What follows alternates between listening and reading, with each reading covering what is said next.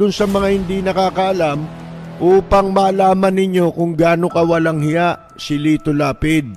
Winaldas mo yung pera, nakawin man niya, mga kaibigan, hindi na maa-account.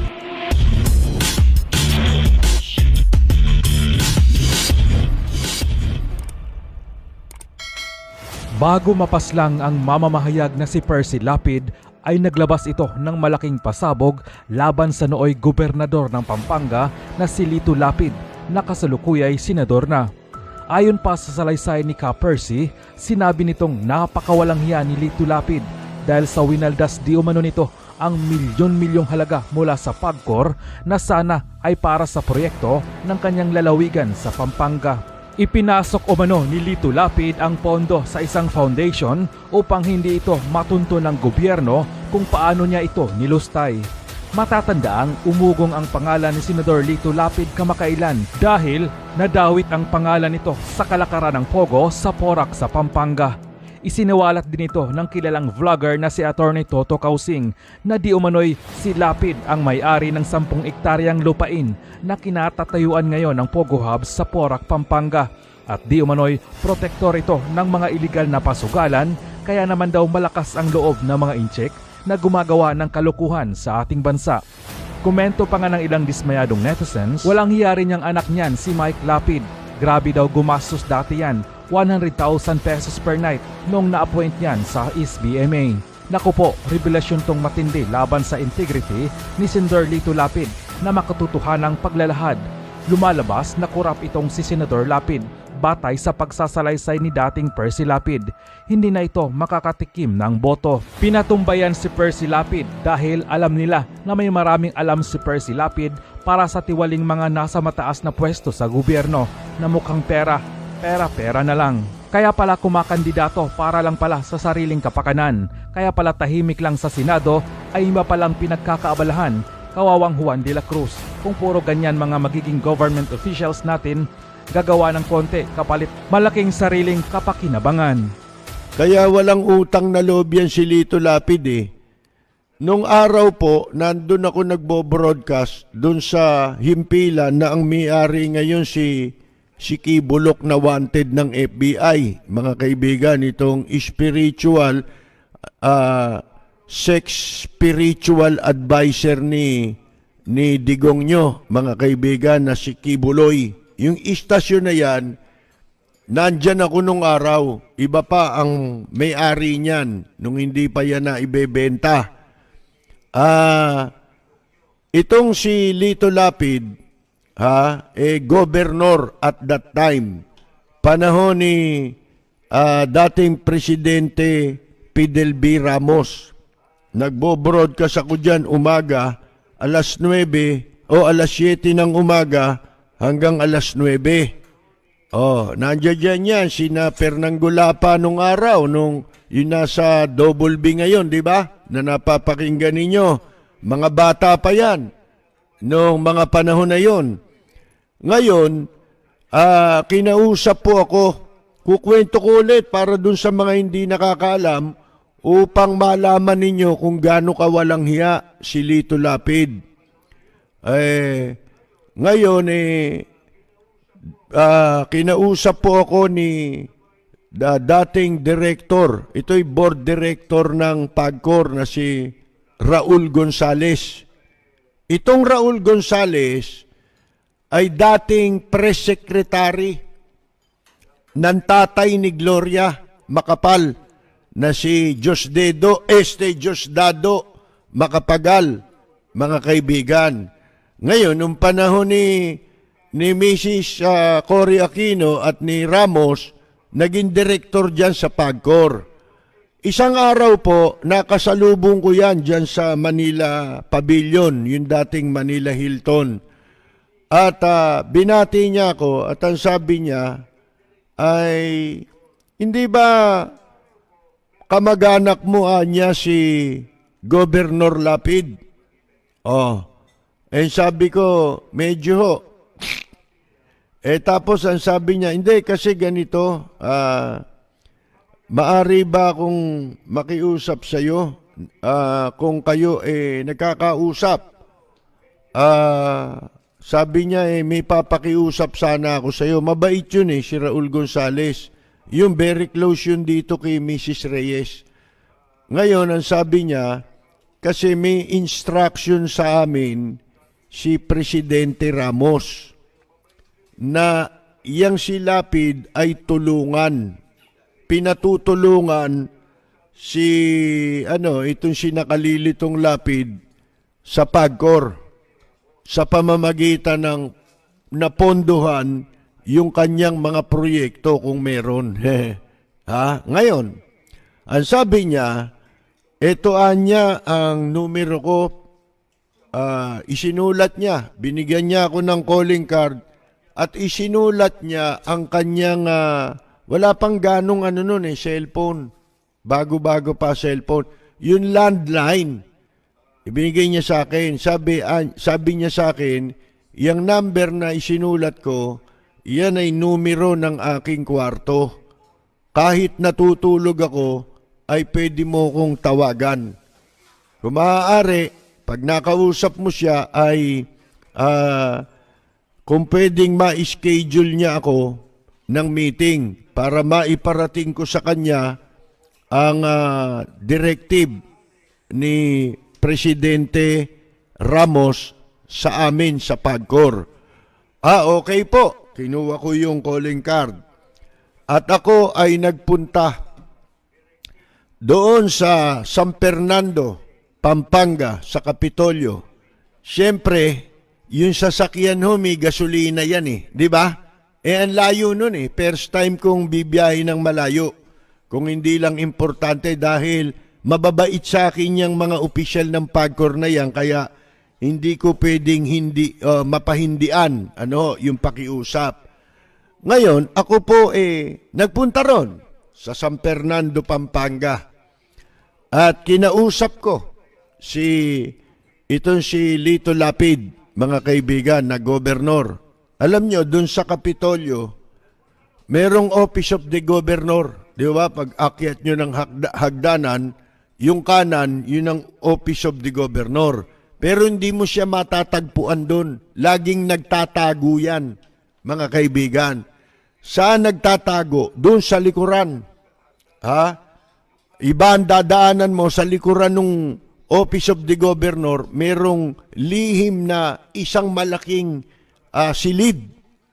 May kama ron, may kwarto pa ron, may lutuan doon. Nakahilata lang doon lahat yung mga tauhan niyang walang ginagawa, mga kaibigan, na ang yayabang, kapareho niya rin. Nagulat ngayon siya nung ako'y dumating. Sinabi ko yung pakay ko. Kako, itong si Director Gonzales, ang siyang nautusan ni Chairman Alice Reyes sa direktiba ni Presidente Ramos. Gusto kang humihingi sila ng appointment na makausap ka. Ang sabi niya sa akin, ganitong araw, meron akong dadaluhan na pulong dyan sa Shangri-La, doon sa Mandaluyong, malapit sa sa Mega Mall, di ba, na may Shangri-La Hotel doon gaganapin doon parang meeting ng mga gobernador yata yan, mga kaibigan, at mayor. Di sabi niya, puntahan mo ko ron, doon sa venue ng ganitong oras, at pag nandun ka na ay samahan mo ako sa kanila. Sige. Yung araw na yon na sinasabing schedule, nagpunta ako. Sinama ko pa yung editor ng Manila Bulletin para baka gusto nilang ma-interview ay makuna nila ng statement. Dalawa kami. May kasama pa yata akong isa pa Dalawa yung kasama ko Sinundo ko siya ro sa venue at nung makita niya ako ay lumabas siya at bumaba kami doon sa lobby. May coffee shop doon, mga kaibigan. At nandoon na si Director Raul Gonzales. Kasama naman itong si Lito Lapid, yung dati niyang sekretarya na Lapid din. May tsura yun Ang pangalan nun Cindy. Lapid na taga Pampanga, mga kaibigan. Ang kanang mayaman dun sa Pampanga yun. Yung kanya mga magulang may-ari ng Rural Bank, doon sa Pampanga. Ngayon, di bumaba na kami. Eto si Lito Lapid, talaga mapapanis ang laway nito buti na lang hindi ito nalalason mga kaibigan hanggang ngayon. Hindi rin nakapagsasalita, walang nagsasalita. Hindi naman ako makapagsalita dahil hindi naman ako ang pakay doon. Bueno, nagsimula lang ang kwentuhan nung magsalita si Lito Lapid dahil may itsura yung si Cindy. Ang sabi ni Lito Lapid, tanda ko o baka isipin nyo kung ano kami rito, magpipinsan kami rito. Ito, pinsan namin ito, si Cindy. Mga kaibigan. Di ganon, hanggang sa nagkasundo, sinabi ni Raul Gonzales na inutusan kami ni Presidente para tulungan ka. Kung maaari ay ipadala mo lang kung anong project meron ka sa Pampanga para matulungan ka naming mapondohan yung iyong mga project. Di okay na, tapos na. Naghiwa-hiwalay na kami. Isang araw, siguro makalipas ang 1 linggo o higit sa 1 linggo, nagpo-programa ako doon sa istasyon na yun. Magang-maga. Dumating yung isa sa kamag-anak na Lapid. Kapatid nung sekretarya. Isa sa mga kapatid niya. Dumating doon. At ang sabi ko, antayin mo lang ako dahil tatapusin ko lang itong programa. Tinapos ko yung programa. At niyaya ko siya sa isang lugar doon sa istasyon din kasi building yun ngayon, tinignan ko yung dala-dala niyang folder. Ito niya yung pinapadala ni Gob na para sa PAGCOR. Tinignan ko.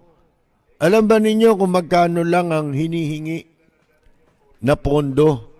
1 million pesos. Nahulog ako sa upuan. Sinabihan ko yung may dala ng sulat na pakisabi mo kay Gob, anong tawag dito? Baguhin niya yan. Lakihan niya. Umanap siya ng malaking project. Lakihan niya kasi sayang. Di ba? Sayang. Kasi instruction ito ng presidente. Di ba? Anong project magagawa mo sa 1 milyon? Di nagtaka ako. Ang sabi nitong may dala ng sulat, hindi bali na raw anya, yan na lang daw muna. Yan. Sige, bahala kayo, kako. Dadaling ko na ito doon sa PAGCOR. Pagkatapos ng pagkagaling ko na istasyon, dumiretso na ako agad sa PAGCOR dahil malapit lang naman sa pinagkakapihan ko tuwing matatapos ako ng programa doon sa Manila Pavilion. Dumaan ako sa PAGCOR, dyan pa sa Rojas Boulevard dyan, sa may kanto ng Padre Paura yata, malapit sa kanto ng Padre Paura. Yung corporate office ng PAGCOR. Pinareceive ko sulat. Eto na. Isang araw, may mga 2 linggo nakalipas, papalabas ako ng Manila Pavilion. Bigla kong nasa lubong ito si Lito Lapid. Parang nakwento ko nakaraan hindi ba? Ito yung tagpo na nagkasalubong kami sa lobby.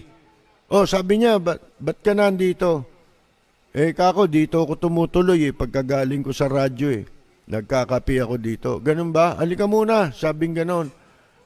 Kuwan ngayon festival ng Kapampangan ay kasi doon every month ang promotion ng hotel na yon, nung kanilang coffee shop ay magtampok ng mga pagkain ng mga probinsya. Nung araw na yon, Kapampangan Food Festival. So, sabi niya sa akin, habang nag-uusap kami, nakita niya yung Amerikano. Malaking tao Mahigit 6-footer yun, mga 6'2 yun, 6'3, ganyan. Ang laki, ang laki ng katawan. Kilala ko yun ang general manager ng Holiday Inn Manila Pavilion, yung hotel na yun. Ngayon, ang pangalan nun si Phil Kennedy. Yan, yun ang pangalan nun, Phil Kennedy. Papalapit, parang sasalubungin siya. Bigla niya ako niyaya. Sabi, dito muna tayo, lumihis, umiwas. At naupo kami sandali doon sa music room. Music room yun yung bandang kaliwa. Doon nga ako tumatambay mga kaibigan Naupo kami ron hanggang sa merong mga reception, yung mga taga-kuha nila, public relations nila. Kilala ako lahat noon, ng mga babae, magagandang babae. Lumapit sa akin, at ang sabi nila, pwede bang pakisabi mo kay Governor na magi-start na yung program? Di sinabi ko, halika na kako. Alam ko, umiiwas siya ro sa Amerikano, kaya dito ko siya dinaan, may isang lihim na daanan doon. Paglabas mo, nasa coffee shop ka na, hindi ka na dadaan sa lobby. Di doon kami pumasok. Sabi niya sa akin, diyan ka muna sa tapat nung inuupuan nila. May presidential table, mahaba yung mga officials, mga invited guests, doon nakaupo. Mga kaibigan, naka-firing squad yung upo nila, magkakatabing ganon. Ako naman, nasa mga apatan lang na table, may kasama akong unggoy niya. Diba? Alaga niyang unggoy. Di ko naman kilala Kamag-anak yata nung kapatid yata nung asawa niya yon, di ko pinapansin Ngayon, di nakatingin ako dun sa dun sa kanila. At habang tumatagal yung oras, mga kaibigan, nauubos yung katabi ni Lito Lapid. Nauubos. Katabi niya pa yung si Cielo Macapagal Salgado. Yung tunay na anak ni Presidente Diosdado Macapagal. Kasi nung panahon na yun ang Vice Governor. Babae yun, si Cielo Macapagal. Yun ang tunay na anak ni Diosdado Macapagal. Si Gloria, anak sa sa pangalawa ito Ang unang asawa ni Macapagal yung kapatid ni Rogelio de la Rosa. Yun, mga kaibigan. Ngayon, habang nauubos, yung general manager na iniiwasan ni Lito Lapid na Amerikano, dahil English ang salita nun, papalapit ng palapit. Kapag ka nababakante yung upuan, habang nababakante, lumalapit yung Amerikano. Nung isa na lang ang pagitan, mga kaibigan, nung Amerikano at meron na lang isang tao rito, ang ginawa ni Lito Lapid, sinenyasan ako sa ulo. Sinenyas niya yung ulo niya, tinatawag niya ako, bigla siyang tumayo at nagpunta siya sa malayo-layo na lamesa na dalawa lang kami. Naninigarilyo yan dito muna tayo. Kunyari, nag-uusap tayo. May kunyari pa naninigarilyo, no? Mga kaibigan pag-upo namin, ang sabi ko, teka muna, sayang ang oras natin. Nakita ko kako, nandyan si Mrs. Alice Reyes kumakain. Baka pwedeng kausapin mo na. Dahil yung request mo ay, para mapabilis. Sabi ko, nandyan dyan si Mrs. Alice Reyes. Ganun ba? O sige, tumayo kami. At nilapitan ko, may mga kasamang kumakain, mga babae rin, na mga may edad, mga Mga disente, hindi sila magagaslaw, talagang dinumero mga kilos, mga kaibigan, mga disenteng tao. Nilapitan ko kagad, kasunod ko siya, nasa likuran ko siya. Di binulungan ko si Mrs. Alice Reyes. Sabi ko, ma'am, magandang tanghali po. Tumingin sa akin, good afternoon. Sabing ganun sa akin, kako, ito po si Governor Lapid, meron sanang ipapalo up sa inyo. Tumayo ngayon si Mrs. Alice Reyes at nakipagkamay. Ito naman si Panislaway Lito Lapid, ikinuha ko ng upuan para kumasya siya, makatabi niya si Mrs. Alice Reyes at masabi niya yung dapat niyang sabihin. At ako naman parang nakatalungkuro sa gitna sa pagitan nila, mga kaibigan. Ang ginawa, pag-upo, mag-iisang minuto na wala pang lumalabas na salita sa bunganga ni Lito Lapid, mga kaibigan. Kaya ang ginawa ko, ako na ang nagsalita. Sabi ko, ma'am, si Governor Lapid po ay mayroong request sa inyo. Nandoon na po sa opisina ninyo, mga 2 linggo na po Sabi kong ganon. Ganun ba? Sabi niya, ako na ang bahala. Pagkatapos nun, wala pa rin salita si Lito Lapid. Kaya ako na naman na nagsalita. Sabi ko, sige po ma'am, maraming salamat po sa inyo. Tara na, Gob. Niyaya ko na siya pabalik doon. Madalit sabi, natapos yung araw na yon. Lumipas ang siguro mga 2 days. 2 days. Nakaupo ako doon sa music room. Bigla na lang merong nag-page. Pinipage ako Mr. Percy Lapid. May tawag daw ako sa telepono. Di, tumayo ako, hinanap ko yung telepono at sinagot ko. Ang tumatawag yung isang abogado sa PAGCOR, si Attorney Chot. Yun ang pangalan nun Chot, ang first name attorney yun. Di, kinausap ako, sabi niya, Mr. Lapid, yung pong cheque ni Governor ay nandito na ho. Pwede ho ba kunin nyo na? Sige po. Parang napahiya sila kasi inutusan sila ni Alice Reyes, di ba? Inaprubahan kaagad. Bagay ang nag-a-approve ng board. Pero approve na yun. Kasi approve without thinking dahil yun ay directive yun ni Presidente Ramos. Kasi bakit ho pinatutulungan yan? Alam nyo si Ramos kahit gano'n, hindi ho bengador. Alam nyo kung bakit? Kasi yan si Lito Lapid, erap yan muna Nag-erap yan Di ba? Erap yan nung kalaban ni FBR. Di ba? Erap yan.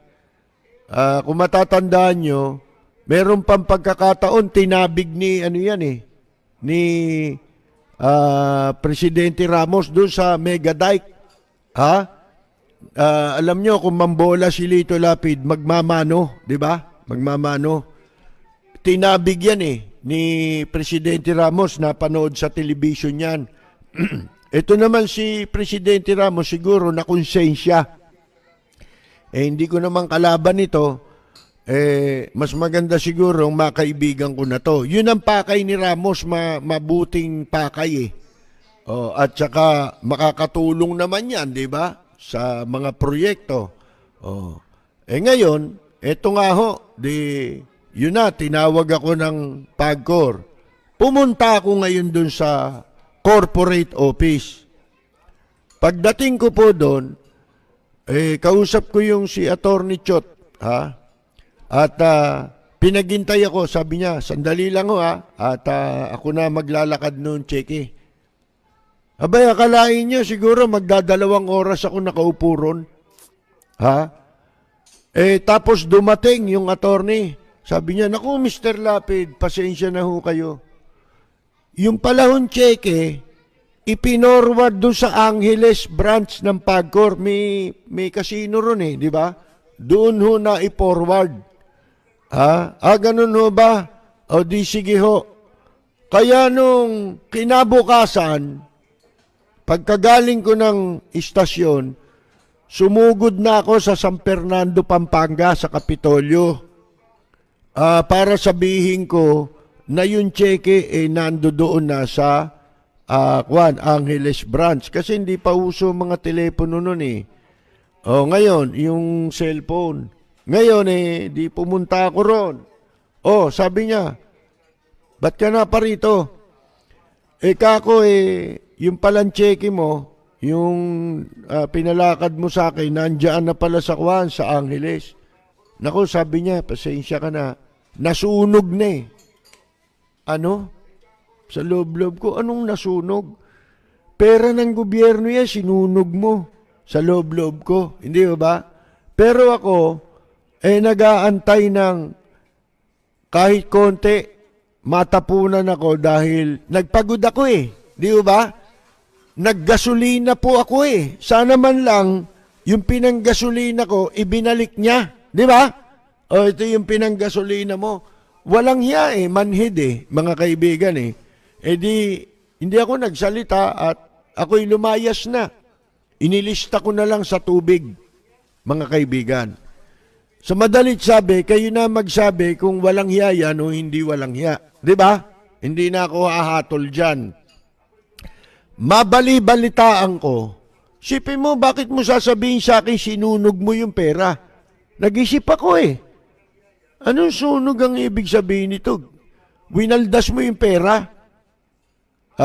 Ipinresinta nyo yung nakuha na project. Yung pala, foundation nga pala yung pinagpasukan ng pera. Kaya nakawin man niya, mga kaibigan, hindi na maa-account. Yon ang nangyari po, mga kaibigan. Madalit sabi, kinalimutan ko na lang yon. Di ho ba? Ngayon, lumipas ang mga panahon, naging senador si Lito Lapid. Nananahimik po ako noon Malayo ang tinitirang ko diyan sa Cavite. Ako'y nag-self-exile sa Cavite kasama pamilya ko dahil wala akong hanap buhay dito sa Maynila. So, ginawa ko po, doon ako. Ngayon, isang araw, lumuwas ako ng Maynila, nakausap ko yung kapatid ko. Sabi niya, nagkasalubong sila ni Lito Lapid sa opisina nila. Doon sa opisina ang pinapasukan ng kapatid ko. Nung masalubong siya, ang tinanong kagad ay ako. Ayan. Sabi si Persia niya, yun, walang trabaho, doon nakatira sa Kwan. Ganun ba? Pakisabi mo lang na pumunta sa akin. Di nakarating sa akin yung balita. Ang ginawa ko, namalansya ako ng damit.